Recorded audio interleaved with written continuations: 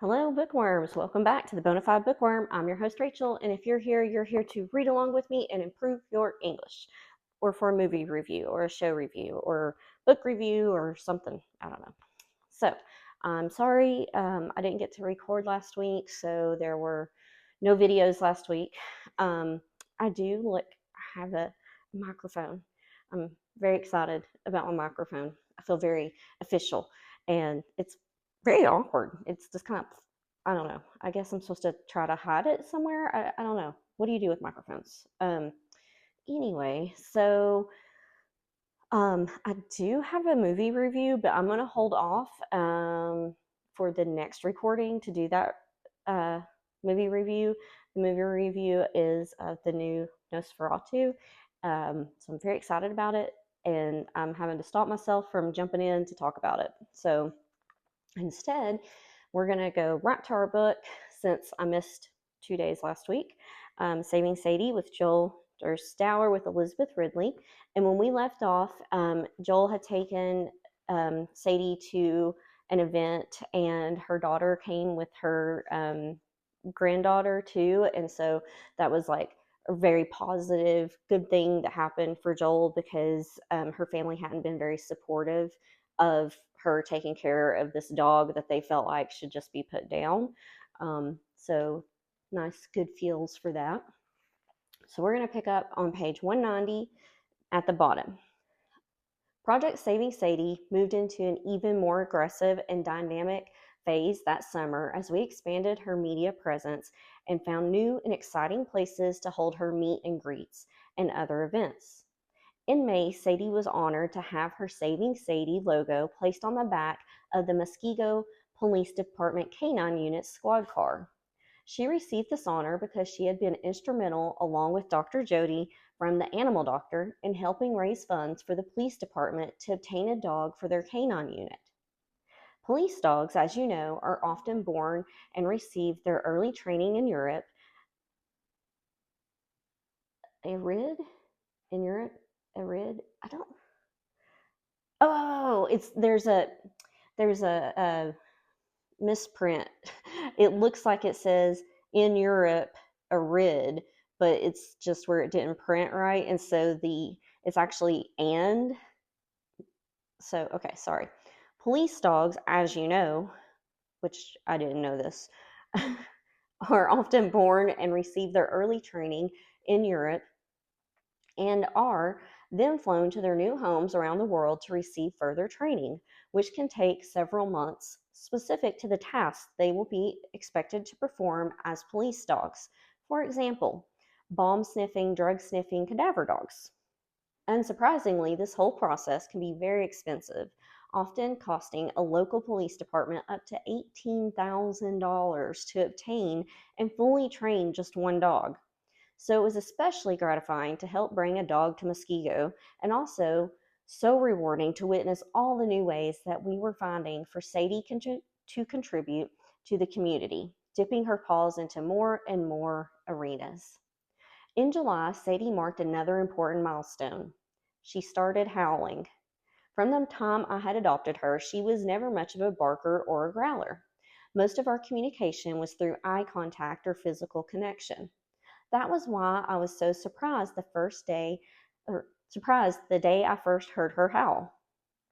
I was driving to the bank to make a deposit, and Sadie was, as usual, my attentive passenger in back, watching people and traffic and buildings flying by, when suddenly she let loose a loud, high, wailing howl consisting of a series of jangling notes that rose and fell an octave or more before rising again to a bellowing crescendo. Sadie, what the heck, boo boo? I had to be careful not to swerve into the opposite lane of traffic. A quick glance in the rearview mirror assured me that nothing was amiss. She wasn't howling out of pain or distress or as a warning. Perhaps she was responding to hearing something I couldn't hear her sensitive ears tuning in to one of those mysterious sounds beyond the range of human perception, but utterly recognizable, not to mention super exciting for dogs. Once I realized that nothing was wrong, I let loose with a long, loud, responding howl of my own.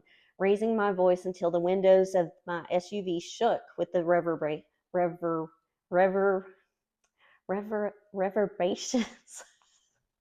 Sadie seemed surprised, but then quickly replied, matching my howl with her own note for excruciating note. How silly we must have looked to the people in the cars around us. I didn't care. I was just so thrilled that Sadie had finally found her voice. Clearly, she was growing stronger, bolder, prouder, and more confident with every month that passed. Little by little, piece by piece, she was rediscovering her identity as the powerful hunting dog she had once been. Sadie was finding and reclaiming the real Sadie that had been inside her all along, further proving that the people who insisted that she be broken forever could not have been more wrong. Howling became a habit for Sadie and me, and in joke, only the two of us understood. She would howl as sirens and other loud noises, especially when we were driving, and I loved to egg her on, tossing off a howl and expecting her to answer me with her own bigger, louder, more garrulous call, unleashing the full throaty range of her newfound voice. That fall, we were lucky enough to connect with Charmaine Hammond, a well-known inspirational speaker from Canada, and she had Sadie and me as calling guests on her Think Positive radio program, giving us a fantastic opportunity to develop a new following of friends and supporters north of the border. Charmaine, who was so generous with her time, quickly became a vital member of Team Sadie, becoming a champion for Sadie's story and making Sadie part of her outreach mission. It continued to amaze me how many new people I met and connected with from so many different walks of life, and all because of Sadie. She truly made my world, my whole universe, in fact, bigger every single day. I thought I had been living a pretty great life before Sadie came along. Apparently, I had no idea what I'd been missing until Sadie opened my eyes. In our never-ending quest to find new and more effective treatments and therapies for Sadie, at the end of September, we began what's called muscle testing with Marty Johnson at Total Health. Muscle testing is a type of holistic alternative treatment that is normally done on humans but can be performed on animals as well. When performed on humans, the patient can either stand up or lie down. Then he or she holds up an arm while the practitioner holds a vial containing a vitamin or mineral near the specific body system being tested while simultaneously pushing down on the person's arm. If the arm lacks strength and resistance, and can be pushed down, then the person is lacking in the vitamin or mineral that's contained in the vial. When muscle testing is performed on an animal, a human is used as a surrogate. The surrogate would place his or her hand on Sadie while the practitioner held the vial with the vitamin or mineral close to Sadie's various body parts, then pressed on the surrogate's arm to gauge the resistance. Depending on how the person's arm reacted, the practitioner could determine what elements Sadie was lacking. I saw muscle testing as yet another way to keep Sadie in balance, making sure that she was getting the essential vitamins and nutrients that would balance and complement her special diet and her grueling therapy and exercises. When I had said at the beginning that I was all in, where Sadie was concerned, I meant that I was all in on the very deepest level. There was nothing I would not do for her, no road I would not go down, no idea I would not explore. She was worth it. A fact she proved to me every day. Sadie and I had had such an amazing experience at the Pride Fest parade that summer that I began to think about taking Sadie to Mardi Gras in New Orleans to take part in the famous pet parade. I'd never gone any further than Madison with Sadie, a 90-minute drive from home, but I knew that we needed to expand her horizons if we were going to gain support and spread her message beyond just Southeast Wisconsin. What Sadie had to teach people about overcoming obstacles and never giving up was too important to limit it to one relatively small geographic region. So I began looking for flights from Milwaukee to New Orleans that accepted dogs and allowed them to travel in the cabin with the passengers rather than in a cage in the cargo hold. Sadie, because of her special needs, would never be able to cope with the trauma of being placed beneath the plane in the cargo hold, which is why I needed her at my side so I could observe her during the flight. I looked into mercy flights and angel flights, but they didn't cover situations like Sadie's. The people I contacted were invariably kind, but they would tell me, "We help disabled pets." Well, no, sorry, "We help disabled people, not disabled dogs." Or, "We only rescue dogs from floods." So I turned my attention to the major U.S. commercial airlines. Based on my research, it looked like they all had a 40-pound limit for dogs allowed in the cabin. Heavier dogs were required to travel in cargo, and Sadie was now well over that 40-pound limit. Undaunted, I began contacting the airlines directly via email. My emails began with, "I'm interested in taking a flight to New Orleans with my dog Sadie. Let me tell you a little bit about Sadie first. She was found in Kentucky after being shot in the head and the back after delivering a litter of puppies." People needed to be introduced to Sadie. They needed to know her background and her story to understand why this was so important. Every person I contacted replied personally and said, "What an amazing story." But even though they were touched and amazed by Sadie's story, they were unable to help. So I put this project on hold for the moment, but I had every intention of coming back to it in the not too distant future.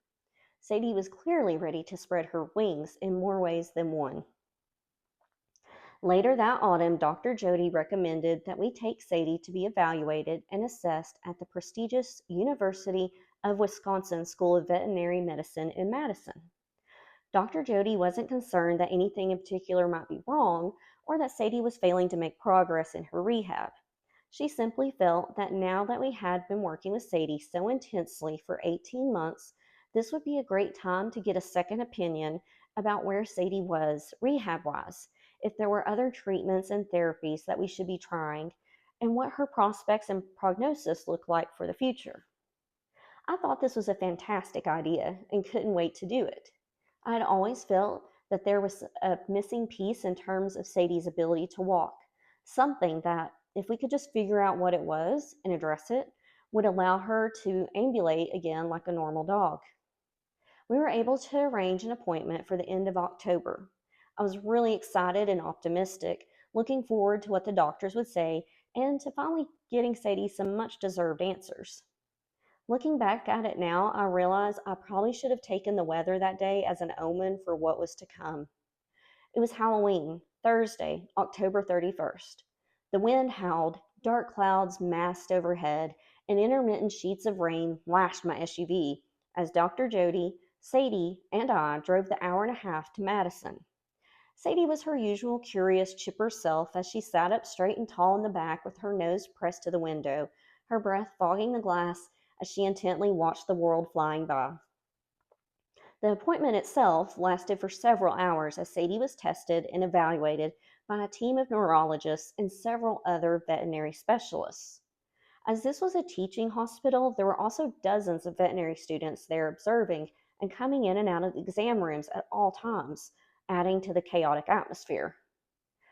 Sometimes Dr. Jody and I were allowed to be in the room with Sadie, and sometimes not, depending on what they were doing to her. But Sadie was a trooper regardless, even when one of the vets pressed down as hard as possible on Sadie's back legs to gauge her pain response. As a mom, it was really hard for me to watch my baby being forced to endure this, even though intellectually I understood that it was a necessary part of the examination.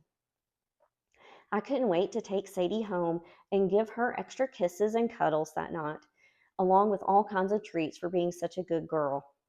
The vet seemed especially interested in evaluating how Sadie walked, or tried to walk, as they placed her on the floor and she demonstrated reaching forward with her front paws. Her back end moved up and in, propelled forward by her upper body as her lower body followed with her left leg dragging behind on the ground. As the doctors watched and took notes, Sadie traversed the length of the exam room. They also asked a lot of detailed questions about Sadie's diet, therapy, treatments, and exercises. I emphasized how we had focused on maintaining her upper body strength to help compensate for what her lower body lacked. I also told them about her wagon and the walking wheels, which she still hadn't embraced, even though we worked with them a few hours every week, trying to increase her comfort with the device. When at last all the testing and evaluation was finished, I asked Dr. Jody how she thought she had done, how she thought it had gone. The doctors had promised to email me the full results in a few days. So I was just looking for her first impressions rather than anything definite. I thought it went really well, she said with a satisfied nod. I'm interested to hear what they thought, but I'm not expecting any major surprises. I hope you're right, I replied. I'm just hoping they have some new ideas and recommendations for what it will take to get Sadie walking again. And we're going to stop there, and we'll come back on Thursday to see what Sadie's results are. So wherever you're at, I hope it's great. Hope you have a great day, week, month, year, but I hope you come back here. Bye.